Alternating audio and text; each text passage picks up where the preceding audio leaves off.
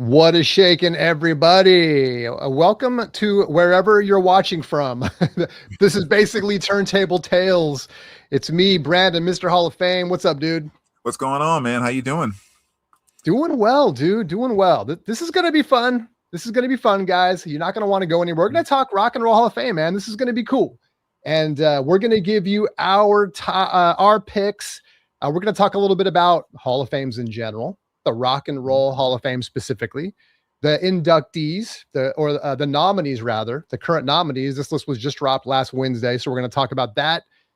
And we're just going to get into all of it. So whatever you guys want to join in with and chime in with, that's awesome because we want to make this collaboration today. That's why we're going live all over the place. Let me just hit the Instagram button. There we go. So we should be live on Instagram now too. So that's the first time going live on Instagram. So I hope it goes well. I know, man. So yeah, you should be catching us on Spins Vinyl. You should be catching us on Mr. Hall of Fame. And also you can check us out over on Instagram today. So anyway, anything before we get started, dude? No, I think this is kind of a pretty straightforward one. I mean, if there's one thing the Rock and Roll Hall of Fame has been good for, it's stimulating conversation, whether it's what you like or how they're pissing you off. But one way or another, they stimulate music conversation. So this should be a pretty easy, straightforward one. Well, you nailed it. I was thinking that too. It's kind of like, does the Hall of Fame matter? Who is the Hall of Fame for? And obviously it's for the artists. A lot of artists are going to take pride in being a member of the Hall of Fame and stuff. But for us, yeah, it's going to be about conversation more than anything, right? It's going to be about talking points and like you nailed it. I mean, just the wins, the losses, agony, defeat, the artists that keep getting nominated and still don't get in. And you're pulling your hair out, right? Saying, come on, get these people in there. And so, yeah, it's going to be fun. There's actually some really good artists in this time. And when you mentioned this one, I was kind of like, it's not always that great, but this is a really good one. So let me start by showing the screen here. We'll show you guys the nominees. Also, if you guys are out there, you shout, make some noise too. Make some noise so we know you're out there. I mean, you guys can hear us and all that stuff. You can hear us, you can see us. So there's the list. The other thing that's cool, guys, is at the end. So we're going to go through all these artists. We're going to talk about, Hall of Fame, these guys who should get in, who we want to get in, all that good stuff. And then at the end, we're going to go ahead and cast our ballots. We're going to go ahead and vote and get our, let our vote be heard. We're going to rock the vote. Remember that, dude? Rock the vote. Oh, you totally remember that. So we're going to rock the vote at the end. And of course, we want to hear your guys' picks too. So, all right. So got a couple that. So here's the list. And we'll just go through it quickly. Black Crowes, Mariah Carey, Melissa Etheridge, Billy Idol, Iron Maiden, New Edition, Pink, Shakira, Wu-Tang Clan, Jeff Buckley, Phil Collins, Lauryn Hill, NXS, Joy Division / New Order, and we can get into that a little bit. Oasis, Sade, Luther Vandross. Hey, what's up? Carlos in the house. Good to see you. Nice. So why don't we do this? Sorry, check my camera here. Can we start with the Joy Division New Order thing? Because that's, they were nominated, I think, last year too. And I don't know why it kind of, I cringe when I see that. Do you think of Joy Division New Order being the same group, even though I know they basically are, with the exception of Ian Curtis, lead singer, who passed away? They changed the name, but they also really changed the style, in my opinion. What are your thoughts on that? Actually, my thoughts on it was a great thing. Okay. And maybe it wouldn't be this way for every single band, but specifically for these two, it's like, number one, it takes away having to have the debate of whether Joy Division or New Order should be in, because they both should be in. Right. And yeah, I think it's something cool about them acknowledging that, like you said, it's the same band, but yeah, they did go through a kind of I wouldn't say significant change, but definitely a very distinct change. And yeah, I kind of like the erring on the side of, well, both of them should be in, and this really is kind of one and the same. So I love that choice. Okay. Yeah. Yeah, you kind of convinced me. I've been on the fence about it. I guess when I saw it last, I've had a year to mull it over because Mhm, last year I was kind of like, oh come on. To me, I was feeling like it almost takes away from one band to the other, just kind of group them together. mhm. But in other bands we've seen, it's not like Eric Clapton's getting in for every band he was in, right? But anyway, I like what you said about that. That makes total sense. Um, Yeah, if you because could, well, I was oh, gonna go ahead. say just like really quick, like there's sometimes where you have those bands that like if like a Van Halen gets in or Kiss maybe is kind of even a better example.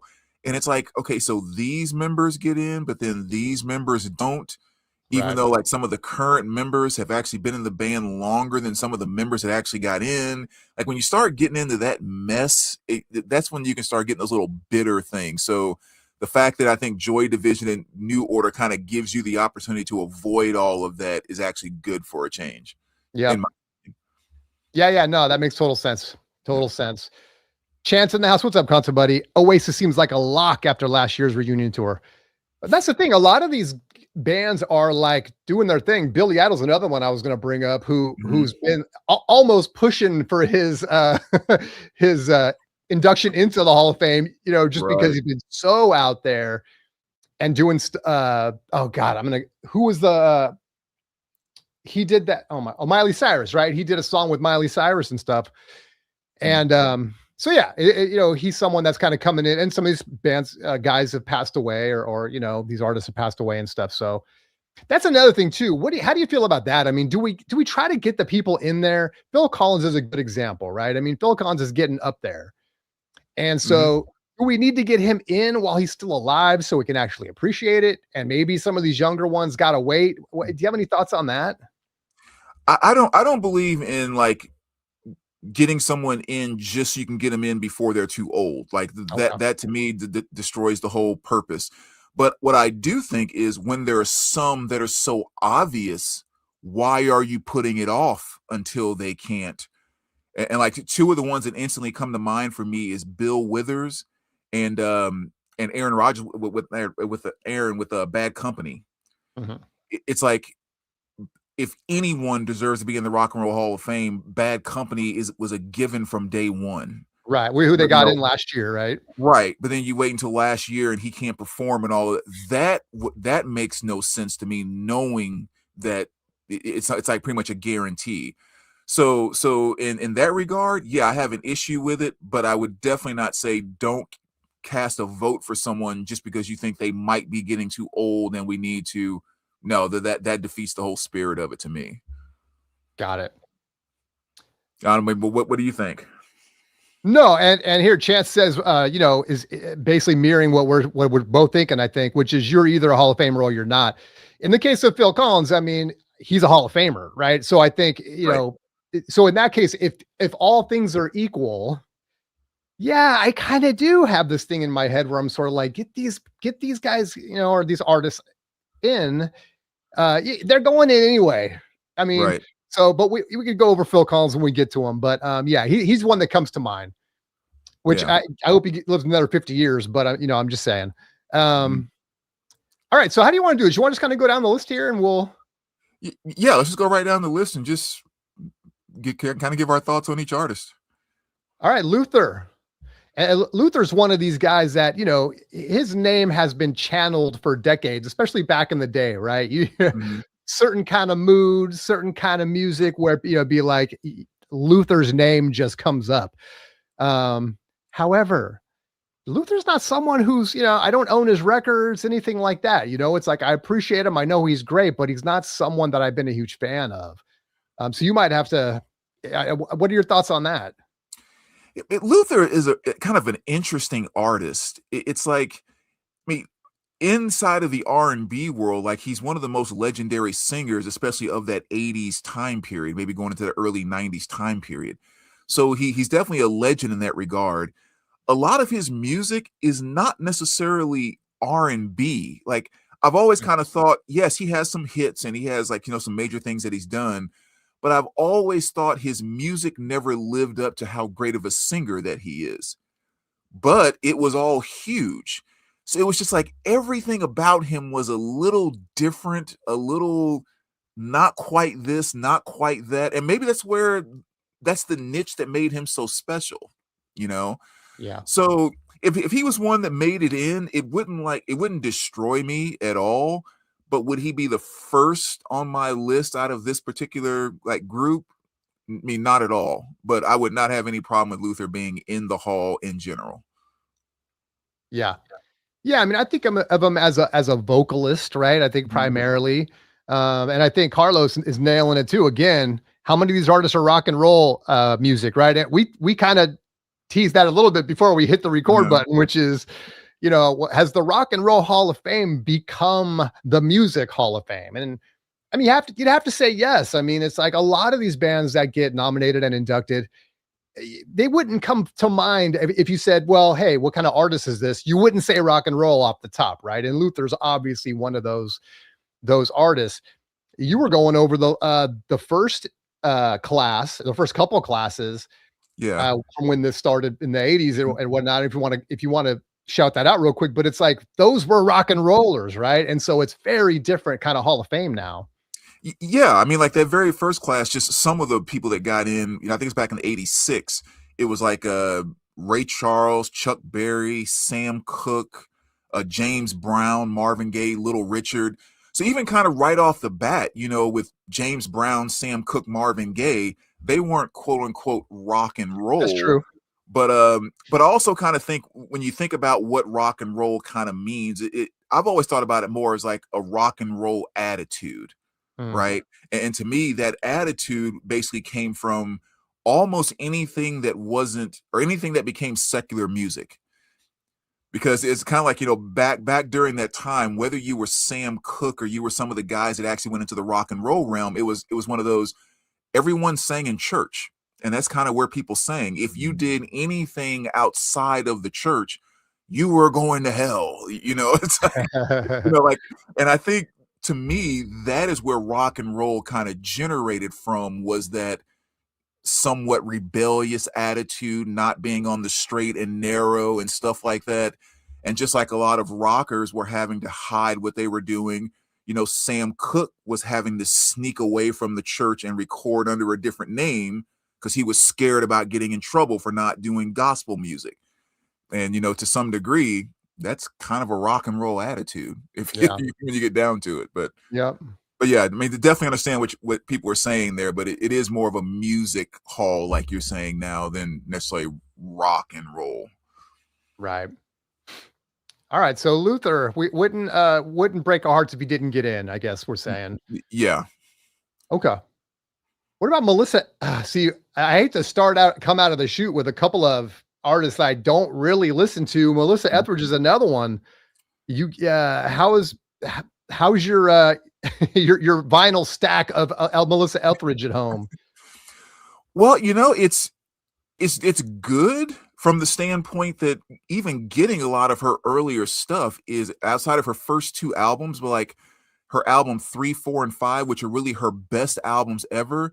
It's very, very hard to get on vinyl. I mean, like you're paying $250 to get a copy of that on vinyl. Wow. But I mean, in general, again, she's not one that may not be my first vote, but I would have zero problem with her being in. Like, I mean, she has made some great, great albums over the years. I think her songwriting is amazing. And for me personally, she's one of those artists that when she sings about love and how it manifests and how she shares it and how she receives it, her and I are like this. It's almost like, holy cow, am I a lesbian woman and never knew about it? Because everything she's saying is That's not the first time I've heard you say that, bro. Right. But it's just everything about the way she sings about love and the connection of it and her experience of it. It all hits me so deep. So personally, yeah, I would have no problem seeing her in the hall at all. Okay. And we're gonna break it down at the end. Like I said, guys, we're gonna give you. We're gonna go ahead and cast our ballot at the end of this video. So to make it official. All right. Now here's one I can go. This is one I have no problem having an opinion on. So we got Billy Idol Next on the list, I know I hate to steal this one because I know Billy Idol's your boy. So, look at the man himself right there. So, Yeah. all right, Billy, does he got to get in there? Well, I mean, you know me. That's Billy Idol was the one who brought me to new wave, brought me to MTV. First album I ever bought, like Rebel Yell, still one of my top 20 albums of all time. I mean, yeah, I think Billy Idol's one of those artists that even if people don't like Billy Idol, almost everyone can tell you a name of a Billy Idol song or sing a line from a Billy Idol song. Like almost everyone, regardless. That to me shows you made your imprint on rock and roll. And he was a huge part of everything that was going on in the early 80s. Even though he was doing the Generation X stuff prior, which was also cool, Billy Idol during that Rebel Yell phase in the 80s was like literally one of the juggernauts that rode MTV and brought it to the masses and all that great stuff. So, like, heck yeah, I would love Billy to get in. Yeah, I mean, you pretty much said it all. I mean, I think we. So I was thinking about this earlier. I mean, if you're going to get in the Hall of Fame, you have to have recognizable music. You got to have had a fair amount of hits, a few different records. And there's actually someone on this list we're going to get into, and I'm going to make the argument why they probably don't have enough material to really get in.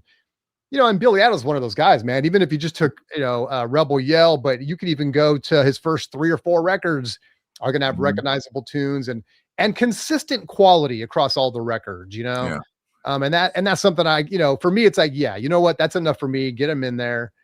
He had the longevity, he's still going. And yeah, I mean, Yeah. not much I can add. I just think Billy's got to get in there. Yeah. Would love that one. All right, next up we got a little Wu-Tang. Is Wu-Tang rock and roll? Now, going by your earlier description, yeah, right? I mean, Wu-Tang's got they got the swag. Yeah, I mean, again, it's just a matter of it just means secular music to me is what I think about when they say rock and roll. And I mean, Wu-Tang is one of the greatest assembled hip hop groups of all time. The amount of talent from front to back in that group is just out of this world. And so yeah, no problem at all with them getting in the Hall of Fame. Especially like in the fact that so many of them have individual careers. I definitely would like it if the band got in first before they ever started considering Method Man as an individual or Redman or anything like that. So yeah, all for Wu-Tang. Yeah, I love Wu-Tang. You know how I feel about my 80s and early 90s, hip hop and stuff. And I think I like RZA just in general, man. I think he's done some really cool stuff outside of Wu-Tang. And the more you understand about the history and stuff like that, it's just it's really cool just kind of how deep their music really goes. I'm getting stuck on a word. It was like concepty really, in Yeah. terms of. And so yeah, I think you got to get them in there. And again, as long as we're stretching the word rock and roll to mean, pretty much everything. I mean, Wu-Tang, man, they got to get in there. Yeah, and there are a lot of artists that are a lot of rap / hip hop artists that know how to rap or are really good rhymers and that type of thing. There is a very, very small percentage that actually show you how to master the craft of being a hip hop artist. It's like it's one thing to do stuff that rhymes and throw some F-bombs here and there. There's another thing to show a pure mastering of the craft of being a hip hop artist and a hip hop group and putting it together. And Wu-Tang is one of those ones that show you this is the blueprint. This is how you truly become the Van Gogh of putting together rhymes and hip hop songs. Damn. Yep. Couldn't have said it better myself, man. All right, Wu-Tang. And I know we got a lot to go over, so I'm kind of zipping a little bit through these. Here's another one I know is part of your big part of your heart here. We got Iron Maiden. Obviously, no question whether Iron Maiden is a rock band. So yeah, thoughts on Iron Maiden, man? I will have to commit some type of illegal action against the Rock and Roll Hall of Fame if Iron Maiden doesn't make it in. I mean, period. if there's one group that I've been complaining about since Kiss and Rush got in, Iron Maiden has been my #1 complaint across the board about what are you guys thinking? Mhm. And I even remember a few years ago before COVID, like I would go to the Rock and Roll Hall of Fame about 3 to 4 times a year, like almost once every 3 months I would go up there. And the last 2 times I was there, they had this little setup where you could type in the top 3 artists that you would want to get in. And then once you hit enter, it would show you these have been the top 10 picks of everyone that's been entering stuff. And the 2 times that I went up there before COVID hit, Iron Maiden was #1 both times that I went up there. Like almost 30-something% of people chose Iron Maiden. And it's like, it's so obvious. What are you guys waiting for? Yeah. I mean, come on. Foley's in the house. What's up, Foley? Yes, Iron Maiden for sure. Mhm. Yeah, I mean, again, you said it all, and it's hard for me to jump on this because I know this is one of your favorite bands, and I mean, it's like, yeah, they got to get in there, man. Let's stop going through the motions and just get them in there. These guys are Hall of Famers, front and back and side to side, man, and they've been doing it forever. And their stuff, again, going back to being really consistent, going back to adding something to the the style of music that they're a part of. You can't almost think about heavy metal without thinking about Iron Maiden. So it's like, man, if it's someone that has impacted the style of music as much as they have, it's just a no-brainer. So yeah, we got to get him in there. Stat. Yeah. I mean, how many other bands can you name? What was their first album? Was it 82 or whatever that was, somewhere right around there? So we're talking over 40 years, right? Well over 40 years. They could announce a tour today across the entire world and pack stadiums in every single country. Yep. It's like, what other band or artist could do that? Like, there's a reason. Yep. That like there's a reason. No doubt. All right. Iron Maiden, let's get it done. All right. Sade next on the list. Sade's someone again, hard to say rock and roll. And that's the part that keeps coming to mind. I know somebody mentioned it earlier, but we're taking that out of it. I really like Sade. Again, and obviously her place in music is important, and she's offered a lot to it. I don't know if she's top on my list for getting in there. I think just looking at the current list, I don't even know if she makes my top 7. As much as I respect and love her music, and as soon as I start, I'm going to sing it all day long if I catch one of her songs in my ear, right? But yeah, I don't know, man. I don't know, and maybe she's got a few more years before she gets in. That's just my opinion. But hey, I love Sade. I get it. She's her albums are consistently good, also. But yeah, I don't know. I think there's a few others that got to get in before Sade gets in there. Yeah, I think you're kind of nailing it there. Like, if I looked up one day and saw Sade in the Rock and Roll Hall of Fame, I would have no problem with that. Would she be one that's automatically at the top of my list right now? I would say could be, but again, could be not. Again, the biggest thing I always think about Sade is she's one of the artists that really kind of found a unique path.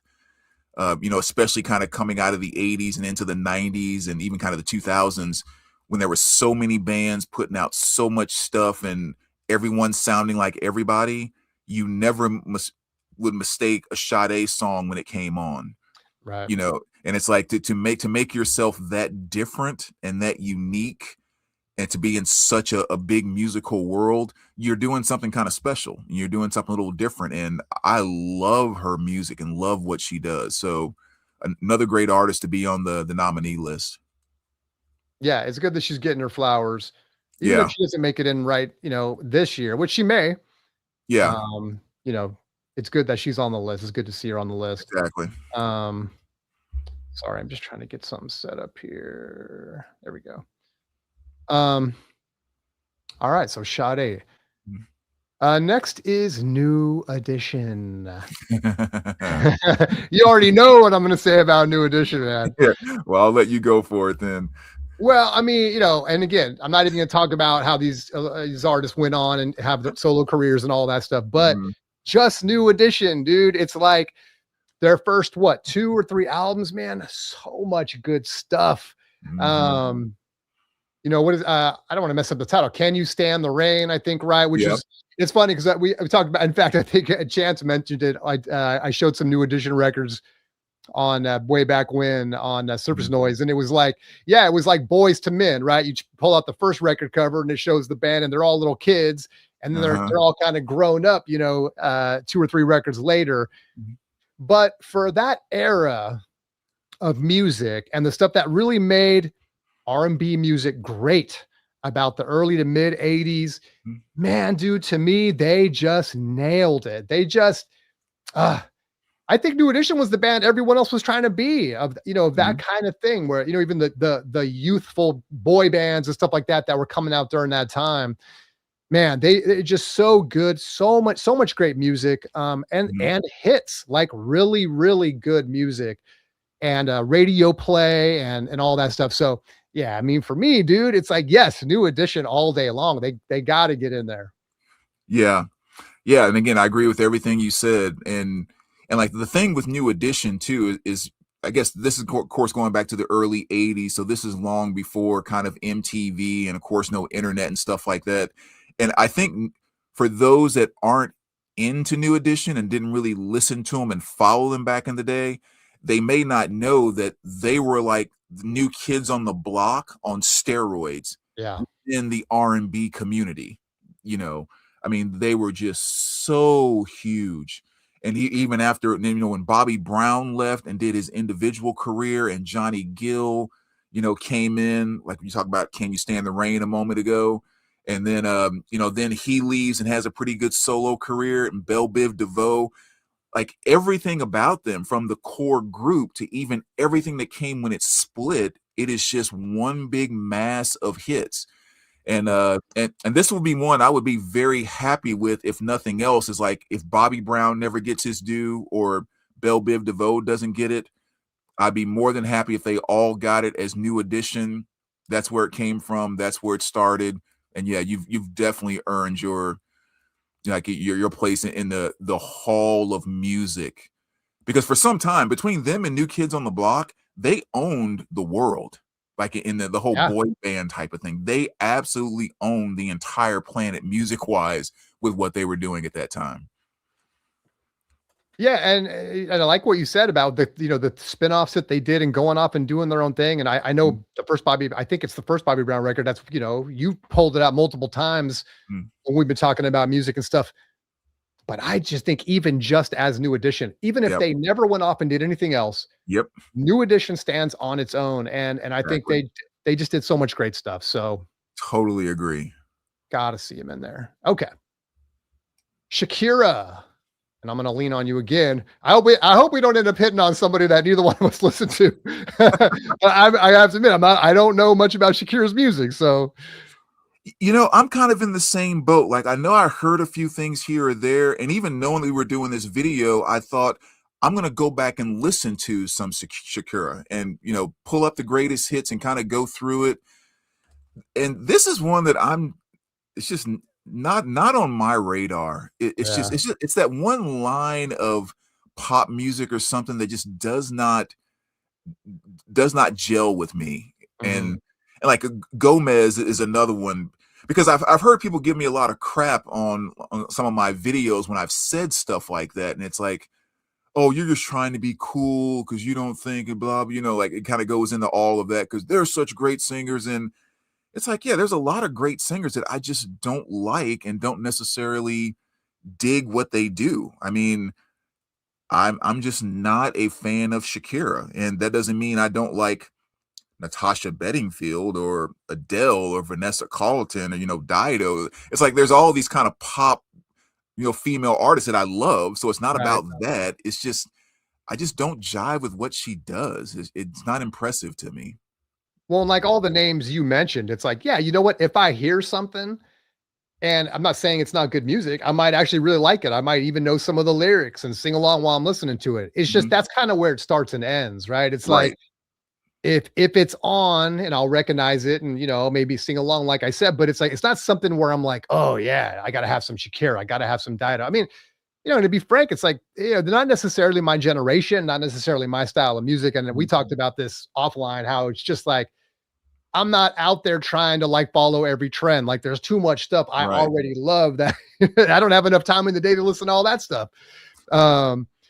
What's interesting, if you, man, there's just so much of the stuff that gets listened to so much now. A lot of people, mostly new artists, that have broken 1 billion listens on like streaming for one tune. And Shakira is one of them. She's got 2.3 billion listens on a song called Hips Don't Lie. I have no idea. Yeah. Sorry, go ahead. Oh, no, go ahead. I mean, never. Well, and just a couple more that peaked, got over 1 billion too. And I'm gonna, why are you gonna make me try to pronounce this one? I've never heard it. Shantae, and then TQG. So anyway, again, I couldn't tell you by the songs. Maybe I've heard them, but obviously, man, when you're breaking 2 billion on listens, man, it's like you're doing something right, and it's like you got to be in the conversation for Rock and Hall of Fame. I just don't have an opinion about it. Yeah, and those 3 songs that you mentioned were 3 of the ones that I listened to, and yeah, it's just one of those things where it's hard for me to want to accept her getting in, and this may sound very old guy of me, but it's like, but Smashing Pumpkins aren't there, or Thin Lizzy, or the Smiths, or like Herbie Hancock. I can't see giving her the nod over them, and they're not even like nominated in it. Yeah, so I don't know. Yep. All right. Sorry, Shakira fans. She's doing great. She doesn't care what we think. All right. She's counting her money. Exactly. All right. More power to her. So this is the one, the Joy Division / New Order, and you got me coming around now. I'm good with it. I'm good with it. What do you think on this one? Joy Division, New Order. Do they Hall of Famers? Love it, love it, love it. Yes. Absolutely love it. I mean, other than that, like the music speaks for themselves. I mean, yeah. I remember my freshman year in college, I lived in the dorms, and you have like the whole suite mate thing. So there's like 2 people on each side sharing one bathroom. And from 5 p.m. to 7 p.m. was when you didn't have to have quiet hours. You could be as loud as you want, play guitars, blast your stereo. And I remember one day, this is like the 2nd or 3rd week my freshman year, and I hear this freaking song coming from my suite mate's room, and I'm just like, holy cow, what is that? And I went and knocked on the bathroom door, and he opens it up, and I'm like, dude, what's that song you're playing? And he was like, Bizarre Triangle, New Order. And I was like, that is the most amazing thing I ever heard.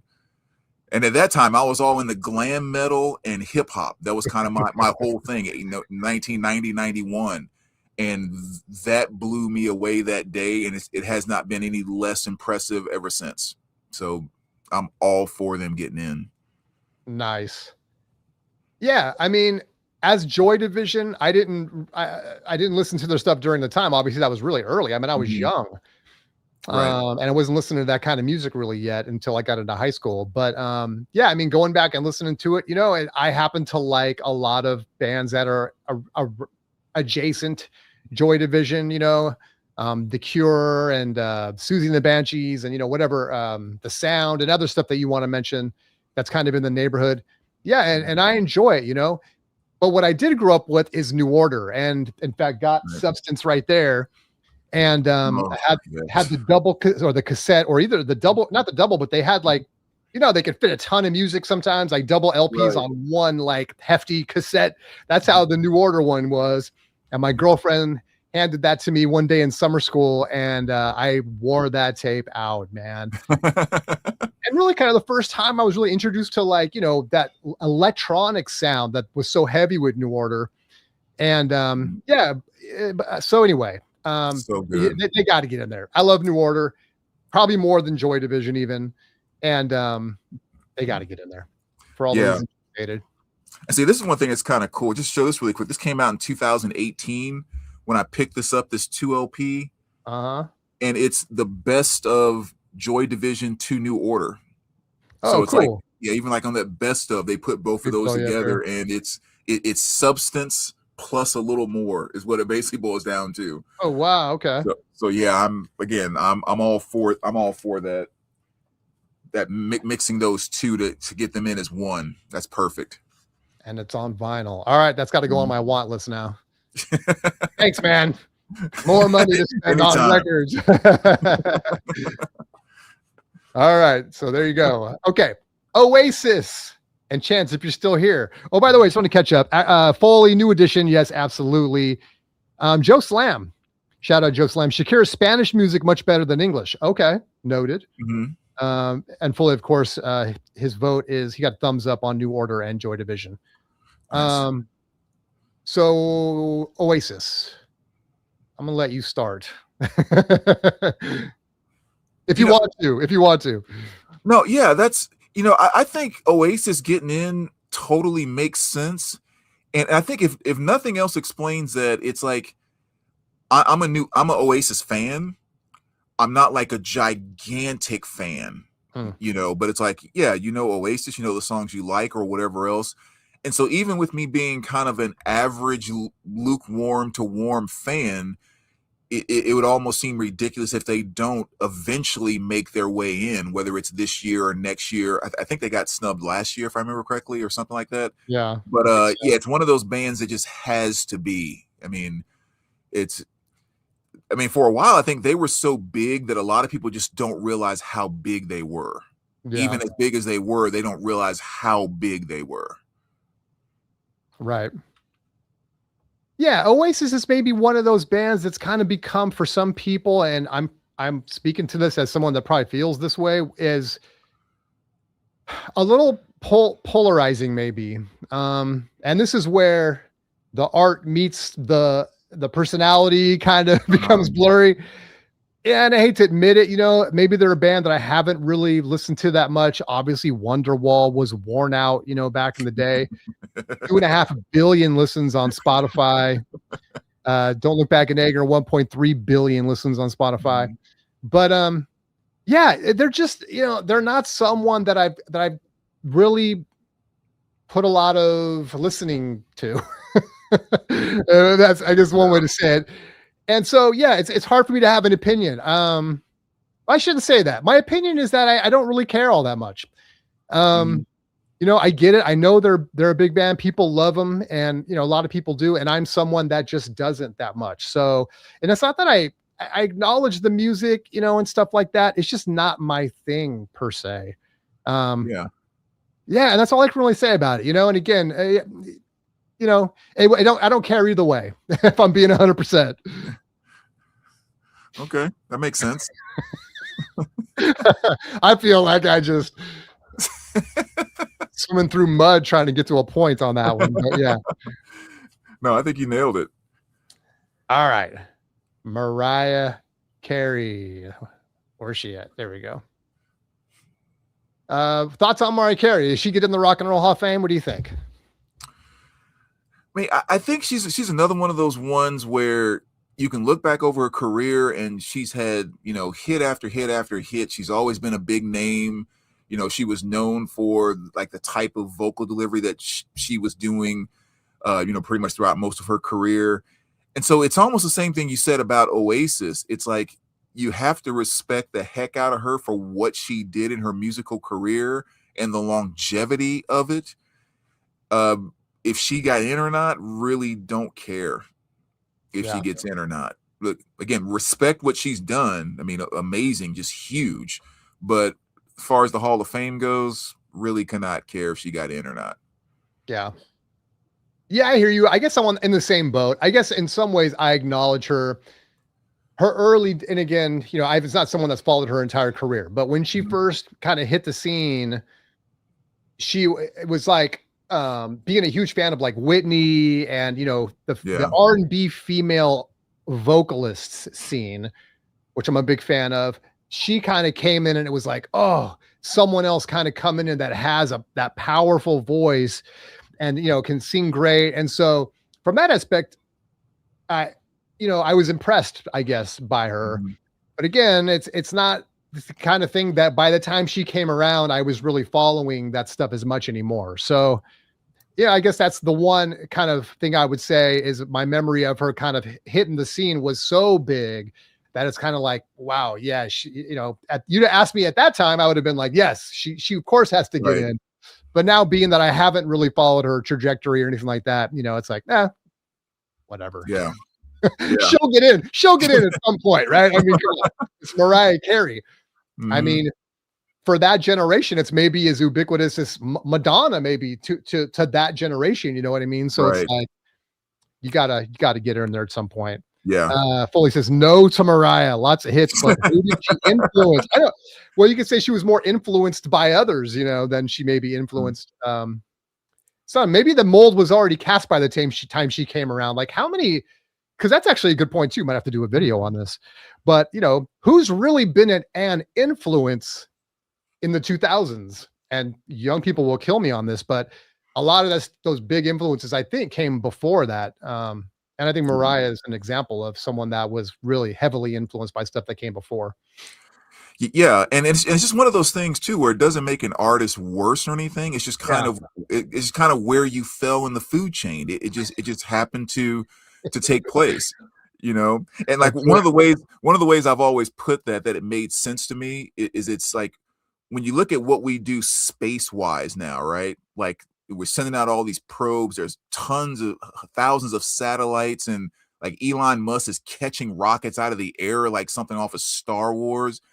But even as amazing as all of that is, it will never be as big as the day that everyone was sitting at home watching their TV, and it was one small step for man, one giant leap for mankind.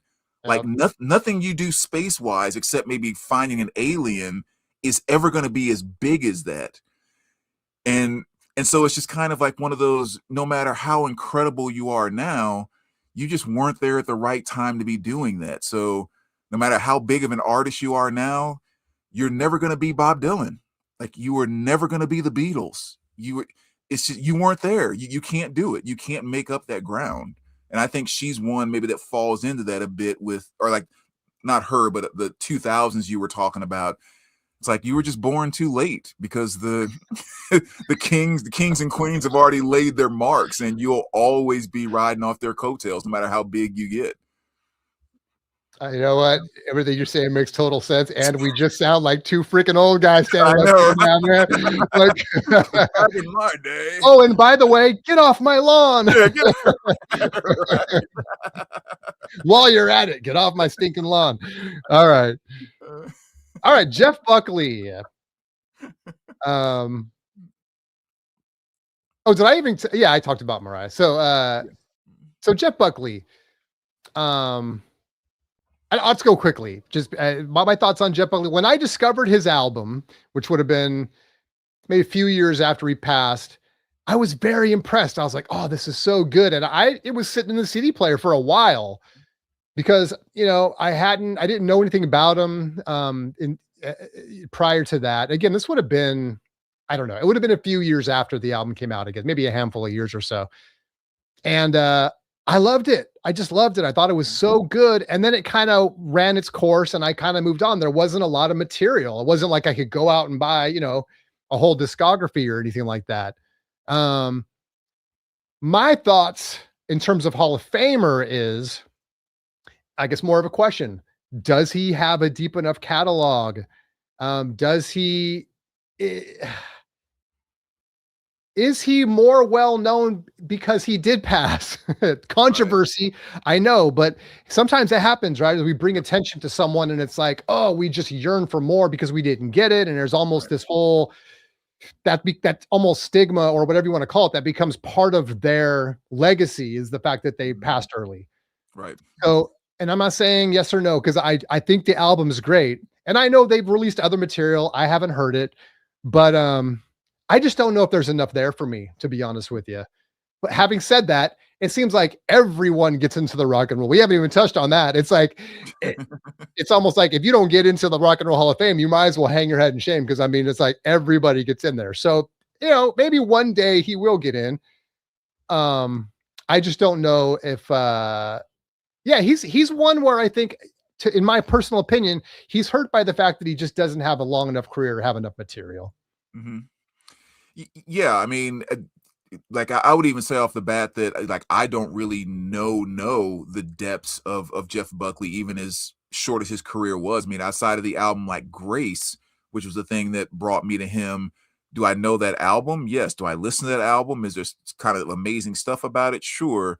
But most of the amazingness that I've heard and experienced about him is from what other people have shared with me about their love for him. Mm, Like it's not where I've experienced it so deep. So that's kind of another one where I think if the masses have experienced that to the degree of wanting him in the Hall of Fame, like I'm not gonna blow my lid if he got in, but I definitely don't know him enough and deep enough to say yes, he should be in outside of what other people have shared with me with their passion. So me personally, he wouldn't be the person I'd cast my vote for. yeah, gotcha. Yeah, and Foley's go is kind of saying the same thing. It's like just not a deep enough catalog, really. Yeah. I mean, look, we gotta. If everybody gets in the Rock and Roll Hall of Fame, does it lose its meaning to some degree? Am I right that there was like I didn't look it up today. I'm sorry, guys, but I remember last year talking about this. Seems to me that there's like 300 or something inductees already. And so it's kind of like you'd be way more hard pressed trying to go through the list of inductees to find someone that's not in there. Mhm. And so in a way, it's like, I don't know. I don't know. You have to kind of, what is the definition of the Hall of Fame? We've already stretched the definition by calling it a Rock and Roll Hall of Fame. Um, so anyway, that's kind of one of my thoughts. Like, does longevity matter? To me, it has to a little bit. You got to set a boundary somewhere. So, Mhm. but that's why I don't, that's what I say. That's why I don't vote. But guess what? We're going to cast our ballot before the show is over. So we Yeah. do get a vote. We're gonna rock the vote. All right. The Black Crows. Do you want to jump in on this one? Black Crowes. I remember having that Black Crowes Greatest Hits CD, and there was a sticker on the front of it, a little hype sticker that said the most rock and roll band of our age. Mm-hmm. And I so agree with that. I mean, with all the music that we love and like that we talk about all the time and that we know, it's always hard to kind of say like this is the best ever, blah blah blah, right? That's always such a hard thing to do. I Right. have, even though it may change from time to time, I have no problem saying the song "Sting Me" by the Black Crowes is the most perfect rock and roll song of all time. And Wow. like that in Whoa. yeah, exactly. And that in and of itself makes me think the Black Crowes more than deserve to be in because they really embody the essence of all things rock and roll. Okay. Yeah. Well, And, dang. and this one more thing I'll add in based on what we were saying before about, is it the Rock and Roll Hall of Fame or the Music Hall of Fame because of the, R&B elements and stuff like that.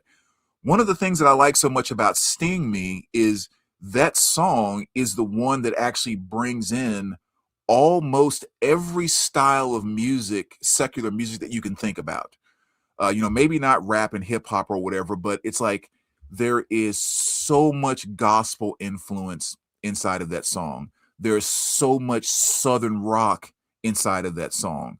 There's so much like Rolling Stones inside of that song. There's so much Muddy Waters and blues.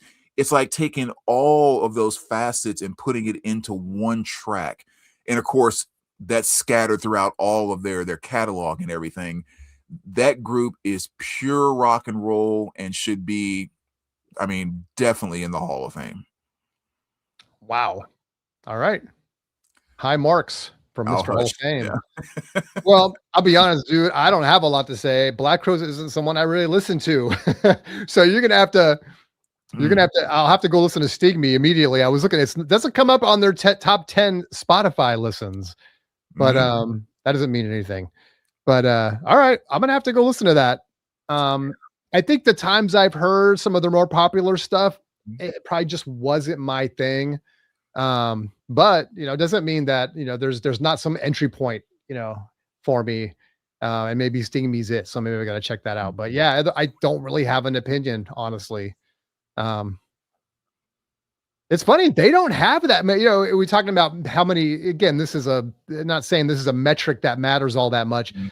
but they barely cracked 200 million, barely. But when you start looking at some of these bands that get well into the billions or, you know, they got 280 million on Hard to Handle. That's the biggest song that they've got on Spotify. I would expect Black Crowes to have way more than that because despite the fact that I'm not a listener, I know how big they are. I know how massive they are. So Mhm. interesting. Yeah, and I would kind of wonder too, depending on the band, and maybe it's not as big with the Black Crowes, like with those that have fewer Spotify listens, do they have more CD and vinyl listens? Yeah. Like I'd be curious about that because the old guys don't stream. You know, like we were talking about a minute ago. It's Oh yeah. you know what I mean? It's definitely a generational thing. You'll see Yeah, most it's the newer artists that are going to tend to have those astronomical numbers. right. But yeah, So I don't know if that plays a role, but just something to think about. I'm sure it plays some role. Um, all right. Foley is a fan. Black Crowes, they go in just because Chance and I went and saw them in concert. Nice. All right, next up, coming down the home stretch here, we're rounding third. We got Phil Collins. All right, I think since you went first last time, I'll go on Phil. Go for it. To me, Phil Collins is it's a no doubter. You got to get him in there. I know I mentioned at the top of the show. It does to me. It matters if all things being equal, you got a young person and you got an older person, and you say, well, they're both getting in. You got to get the person in during their lifetime, especially if it means something to them. And you know, I don't. It doesn't necessarily mean something to every artist. I get it. You know, maybe it's just a voting. It's a uh, popularity contest or whatever you want to say. But it does mean something to a lot of these artists. And so, and I don't know how Phil Collins feels about it, but let's get Phil Collins in there, man. It's like, you know, he's, in my opinion, he deserves it. And this is somebody that, even if he just took a solo career, he's someone that's okay, multi instrumentalist. He's considered one of the great drummers. He's, I think, a great vocalist and wrote a ton of amazing music. Mhm. And you could even start him out with Genesis. I'm not even including Genesis. I mean, I just think the stuff that he did as a soloist, and you know, if you take late Genesis, and you and I have talked about this, and I don't want to step on your here because I know you're going to get into this, but it's like the late Genesis, Abacab, and all that stuff. Man, that's where it started for me with him in the early '80s into a solo career. He's phenomenal. I mean, the stuff he did with Philip Bailey. You got to get him in there. I think get him in now. I guess my point is get him in now. You know, he's going in, get him in over some of these younger people. And, you know, let him enjoy being a Hall of Famer. Get him his green jacket or whatever. I don't know. I don't know what they set these guys up with, but it's like, you know, let him be Hall of Famer Phil Collins during his lifetime. Mm-hmm. Totally agree with all of it. I mean, this is another one where it literally would be stupid to not have Phil Collins, you know, to come in this time around. His body of work just speaks for itself. Like you were saying, even if you leave out the Genesis stuff, which is fascinating enough and more than worthy of Rock and Roll Hall of Fame, just with what he did with Genesis, and then in his solo career, it did not take a step back. And the way I kind of think about it too is like, not only do you have all of the hits and all of the things that you associate with a entire decade is wrapped up in how he represented it, but then you also have stuff like the drum fill in Air of the Night, right? Like even something like that, even though people may not think about it, that's like seeing Michael Jackson do the moonwalk for the first time. Yep. It's like nobody forgets that. And every single time you see the moonwalk, you think, oh my God, that's so amazing. As simple as that drum fill is in Air of the Night, it hits everybody just like seeing the moonwalk. It's the moonwalk of drumming kind of thing. And that may be just one moment in one song or whatever else, but I think when you see an artist doing that in all different type of places throughout their career, between just little things like that, as well as just the overall hits they have and everything else, that's someone that left their DNA and their imprint on the musical world in a major way. And if nothing else, Phil Collins deserves it just for that. So with Maiden, those are the two that have to get in, or something bad needs to happen. Something bad will happen. Well, I mean, I'll go down the list. Top 10 on Spotify. Another Day in Paradise, In the Air Tonight, Against All Odds. I love that tune. Easy Lover with Philip Bailey. You Can't Hurry Love. You'll Be in My Heart from Tarzan. One More Night. So also the ballady stuff that he did. I Wish It Would Rain Down. Do You Remember? A Groovy Kind of Love. And if you know Phil Collins, you know that's just touching the tip of the iceberg, right? Yes. I mean, so he's, to me, if you got someone, even if I wasn't a huge fan, which I am, someone who's written that much great music and iconic music and has touched so many different areas, from soundtracks, you named it, in terms of the drum fills, touched multiple decades, played great rock music and great more slow ballad stuff. He's in. Get him in there. Yeah. All right. Yeah. I mean, no one deserves it more than Phil, without question. Jeez, stupid that it's taken this long. I know. Yeah, that's a great point. All right, Lauryn Hill. Thoughts on Lauryn Hill? You want to go first? You want me?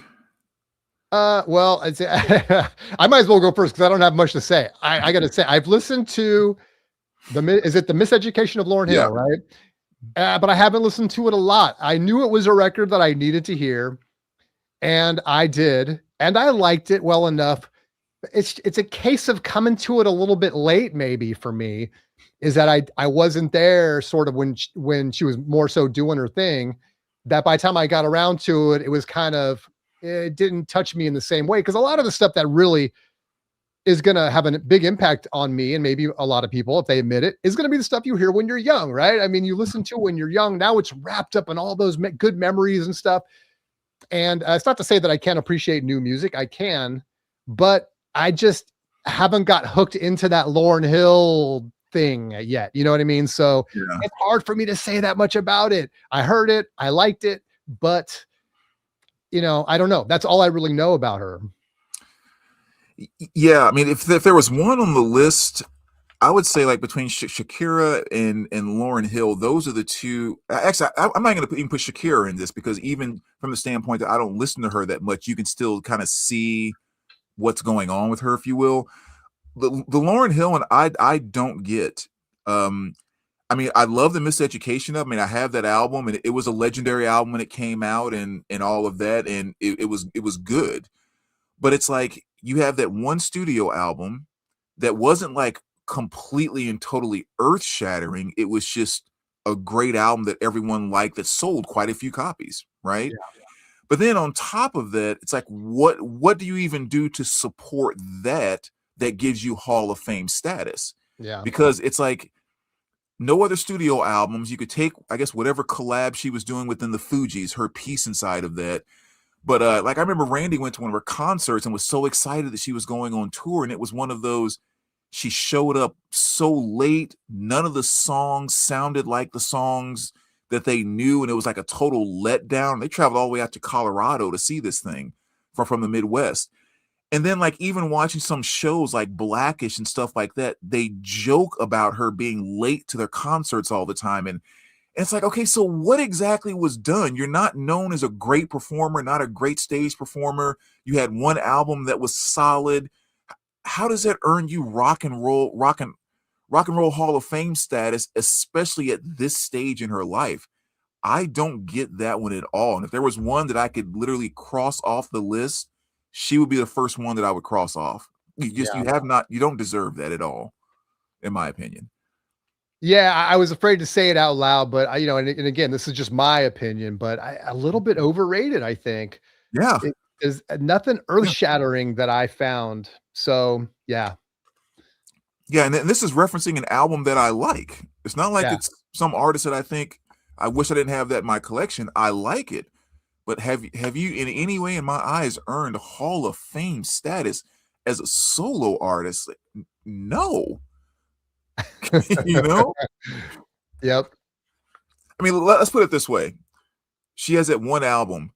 if Led Zeppelin 4 was the only album that Led Zeppelin, put out, or maybe Led Zeppelin 2, would they automatically have Hall of Fame status, especially early in their lifetime?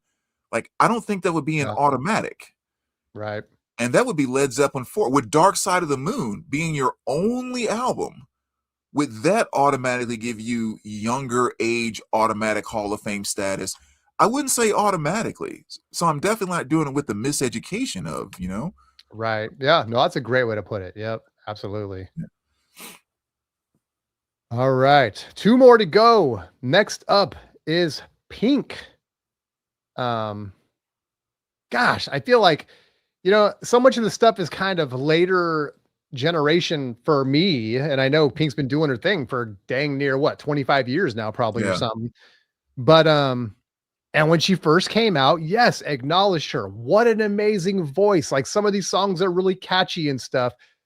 And she was super popular and all that stuff. It's just that for me, I was just kind of aging out of like, some of this kind of stuff was really Yeah. kind of the next generation. So, again, hate to say I don't have a ton of a big opinion on her. I think, but again, I just think the criteria has to be you have to have made some really great music. You must have, I think, somehow impacted the style of music that you do, and you got to have some consistency. And I don't know her music enough to be able to comment on that. But if she doesn't have that, then no, get her out. And if she does, yeah, give her a shot, but we got to get Phil Collins in first. But yeah, okay, fine. Get Pink in there at some point. Yeah. Yeah, I mean, I'm kind of following you on that one. Like, I know about the longevity of her career, and even though I'm not a gigantic fan of hers, like, do I have a couple of her albums, and is there stuff that I could name off that I like and all of that?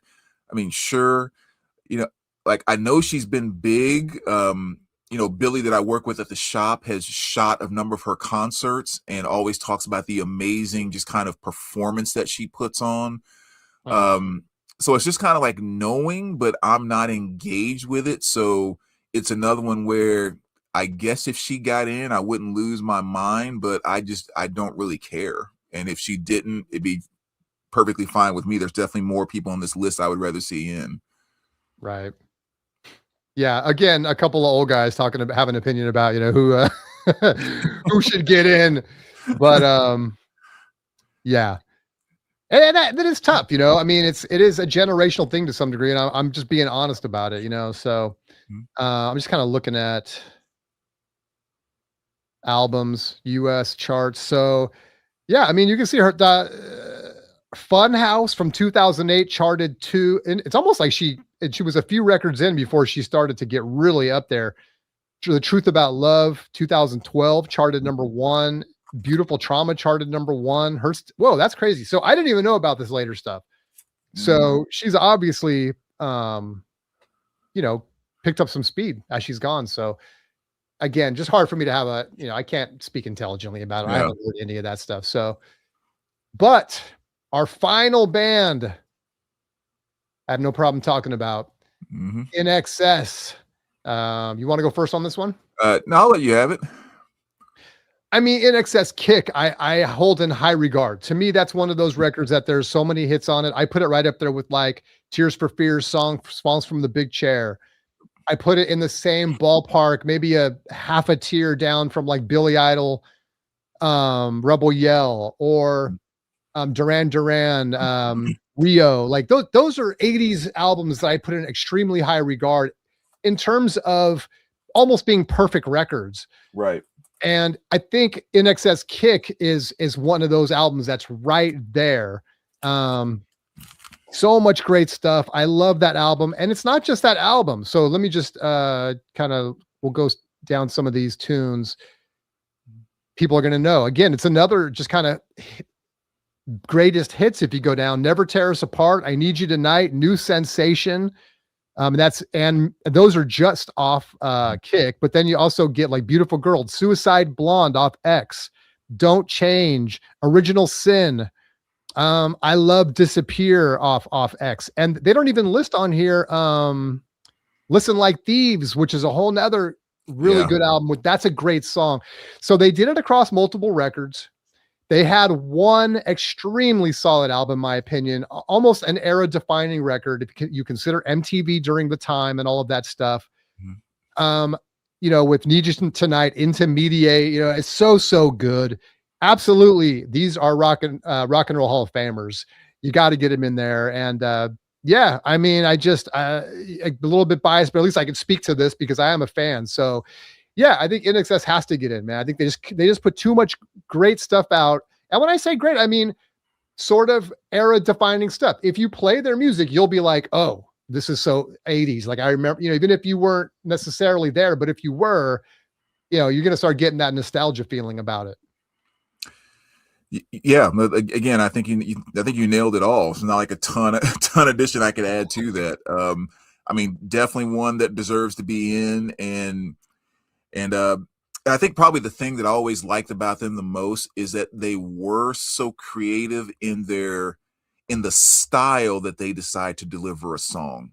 Because it's kind of going back to what I was saying about the Black Crowes. It's like when you listen to New Sensation and you kind of hear like that guitar riff inside of it, which reminds me of kind of like that funk kind of bright Stratocaster guitar and that kind of rhythm that you would hear in a funk song, but then like when you go into Devil Inside or something like that, it's like, well, now we're down a whole different almost electronic type of feel that we're pulling off in this particular song.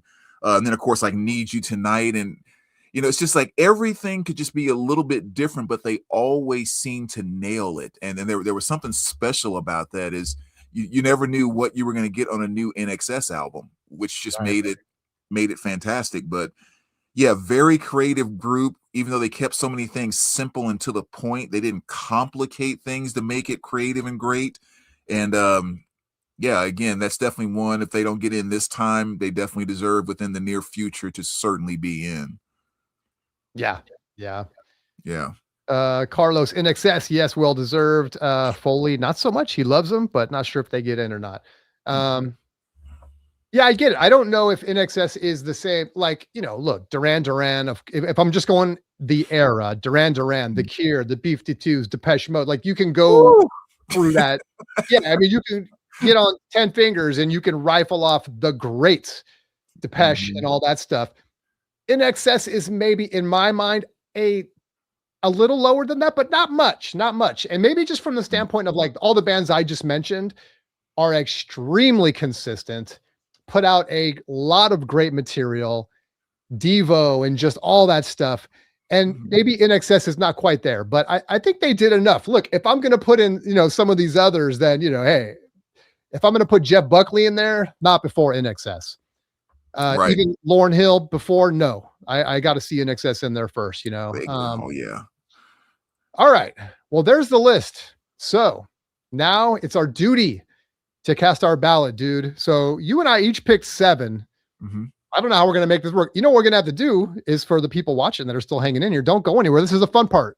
You're going to help us break the tiebreakers, break the ties here. So, are we going to end up with, so let's do it this way. The ones we both voted on, we'll cast a vote. And then if we didn't, then maybe we let chat decide between the two of us which one goes in. What do you think? Okay, so we're just going to read off the entire list up front. Let's do this. Or do you want to start by giving your number 7, then my number 7, number 6, number 6? How do you want to do it? Let's do. It's a good question. Let me go through. Let's do this. I got the list. I got my list in front of me. Is that okay? Let me. I'll go 7. If you also picked the same one I picked, we'll cast a vote. If we get to the end of my list, and you're going to have the ones that I didn't vote for, you mentioned those, and then we'll let. I don't know how. It's going to get confusing at the end. Making it up as we go along. Yeah, I might as well make it up as we go along, dude. I don't know. Okay, let's go before people start dropping off. Okay. NXS, yay or nay? I don't have them on my list. Okay, so that's one. We'll be a tiebreaker. Wu-Tang, I got on my list, number 6. I got Wu-Tang at number 6 too. Wu-Tang gets in. All right, it's official. Boom, there you go. Our vote is in. You're welcome, Wu-Tang. All right. New Order / Joy Division. Definitely in. All right. I had them at number 5. Iron Maiden. Do I need to say You anything? don't even need to say it, dude. Let's just My go. number one in. New Edition. Got him in. Yes. Whew, yes, we can still be friends. Oh, thank God. Hey, that's 4 already. We're over 50%. So I'm telling you, dude. Well, I know this one's going in for you too. Billy Idol. yes, All right. And last on my list, Phil Collins. absolutely. Okay, so we just got one tiebreaker then. I picked In Excess. Who did you pick that I didn't pick? The one that you didn't pick was I picked Black Crows. Oh, okay. We Yeah. got Black Crows versus In Excess, guys. Go ahead and drop your votes. I should create a little poll. Now I know we don't have all that many people watching, but let's do it anyway.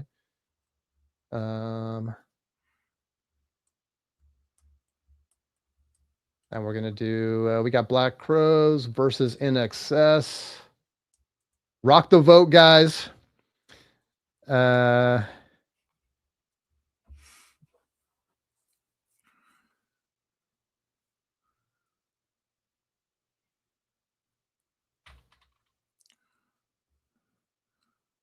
By the time I even get this typed up, everyone's going to be like, all right.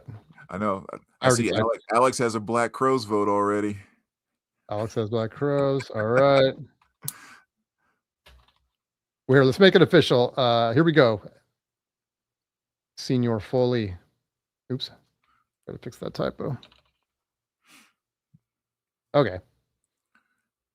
There we go. It's official. There's the poll, guys. Let's see. In Excess or Black Crows getting in for you. This is for bragging rights at the water. What do you call it? The water.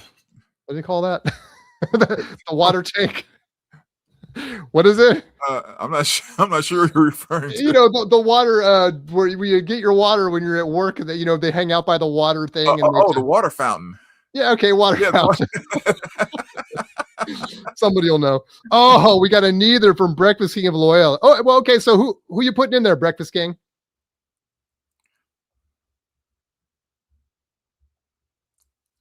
Now, are you voting for yourself too, Jason? Are you putting in your own vote? Because if so, I don't want to cheat and put one in if you're not putting one in. Oh no, I wasn't going to vote. Okay, yes, I'll stay away.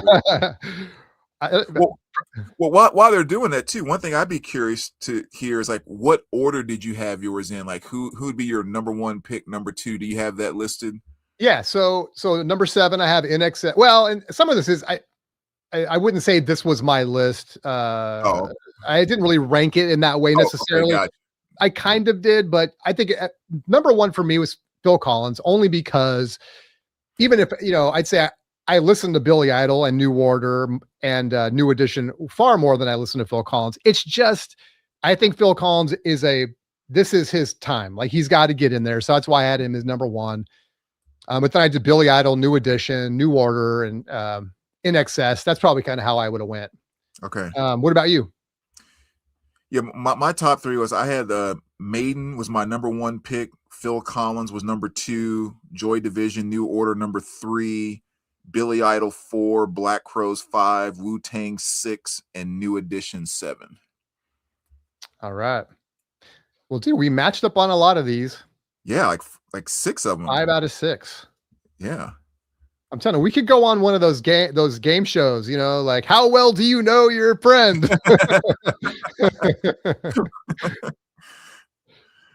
Breakfast King says I put Oasis in over those two. Yeah, no, hey, I know. I think a lot of people would.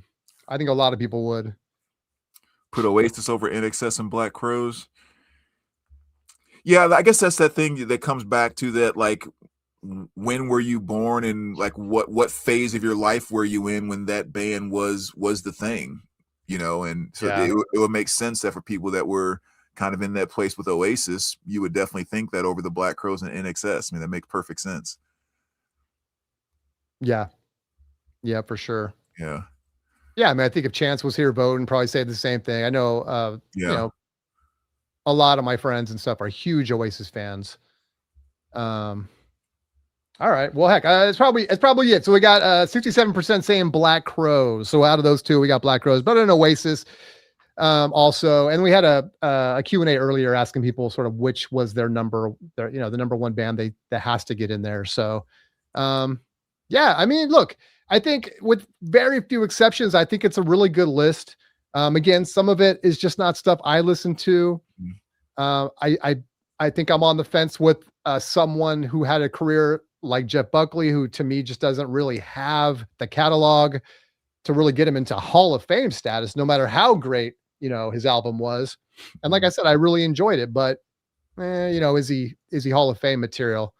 But we are stretching the boundaries on what a Hall of Famer is, or what a rock and roller is. We already know that. So, and like I said before, if I'm not mistaken, there's over 300 members of the Rock and Roll Hall of Fame, and probably creeping up on 400 very quickly. So, look, it's almost like if you're anybody, you got to get in at some point. But yeah. So, what did you think about this year's list, dude? Yeah, man, I was gonna say this is a very, very solid list for the Hall of Fame this year. Without one of the best. I mean, from the absolute first person to the last, one of the best lists they've put out in quite some time. I was very, very happy with it. And outside of like maybe 3 or 4 people, there is such a combination of artists that I would say I'm okay if they got in. I'm okay if they got in. So I think it did a pretty good job this year. Yeah, I agree.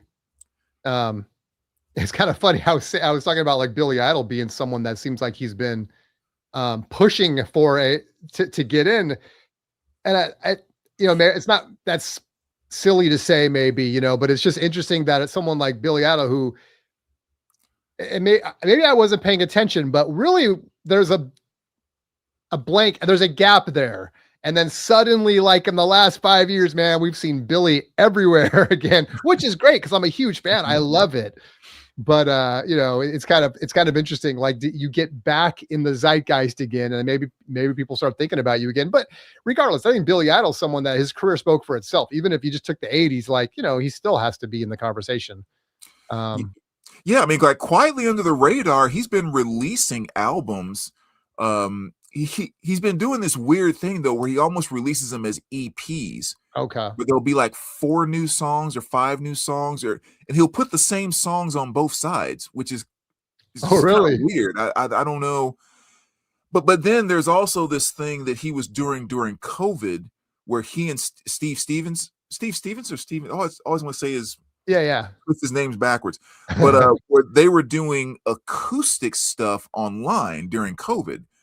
And they would do these amazing covers of Eyes Without a Face and Rebel Yell, just acoustic versions. And I couldn't figure out, why don't you just put that stuff on the B side of all of these EPs that you're putting out, because it's fantastic. Yeah, they did that thing in the Statue of Liberty or something, didn't they? Did you see that one where they were Yeah, I think so. Yeah. And I remember too, I don't know, I haven't followed this up myself, but I believe Billy mentioned the other day that I think the Billy Idol nominee also comes with Steve Stevens being inducted with him.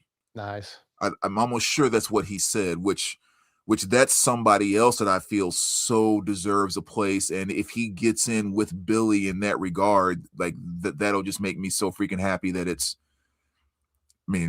I wouldn't know what to do with that one, because in my mind, he's one of the most underrated guitarists of the 80s. I mean, really.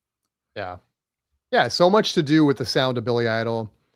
Just those intros, just so what that was a great thing. Well, this is a whole nother video, and I know we're gonna wrap this one up, guys. But yeah, it's like if you just took Steve Stevens in terms of like being able to identify a track from the first note, and it's like he brought that to the music of Billy Idol. So yeah, you got to get him in there too, I think. Right. And he did such a good job of serving Billy Idol songs that you never really knew or never got to hear how he shreds, because the dude can freaking play, but that's not what Billy Idol called for. That's not what Billy Idol songs called for. Right. And he knew how to serve the song to make it what Billy needed. But when you just sit back and listen to him play, when he just does his thing, that's a bad boy. That is a bad boy, dude. No doubt. No Man. doubt. All right. Well, there it is, man. We did our part to serve Mhm. the community, talk about Rock and Roll Hall of Fame, man. I think this was a great idea, dude. And Yeah. yeah, it's cool. I think, overall it's a good list. We'll see who gets in, just looking at last year's inductees. I remember talking about that one last year. Last year was Bad Company, Chubby Checker, Cyndi Lauper, Joe Cocker, Outkast, Soundgarden, and the White Stripes. And I had a few of those guys on my want list, so it was Yeah. kind of nice to see them get in. And so we'll see what happens this year. Yeah. Yeah. Solid year last year. So hopefully they'll follow it up with another good one this year. Yep, absolutely. All right, guys. Thanks so much for hanging out with us, man. Appreciate you guys. Final words. Breakfast King says, yeah, honestly, why not Mariah? Yeah, I mean, you get Mariah in there too. Everyone's deserving on some level. I think it's just kind of where you draw on the line in terms of rock and roll and Hall of Fame. And we know that has been stretched, quite a bit to get everybody in here. So yeah, a lot of great stuff. So, but we'll see. Get Phil Collins. Phil Collins, you got to get in there, man. Look, Maiden. I'm gonna hit my cast your ballot button right now, so it's official. Let's get it on camera. So there's no dispute. All right, cast your ballot. Here we go. Nope, cast it just as it is. Oh, we didn't get number 7 in there though. Who's going 7? You're gonna have to be a tiebreaker, dude. Who's a good? Well, if you look at the vote, it was Black Crowes. Black Crowes. That's right. Where are you? Bottom left. There it is. All right. So Black Crowes go in. Thanks for voting, guys. Billy Idol, Wu-Tang Clan, Iron Maiden, New Edition, Joy Division / New Order, Black Crowes, and Phil Collins. Let's make it official. Boom.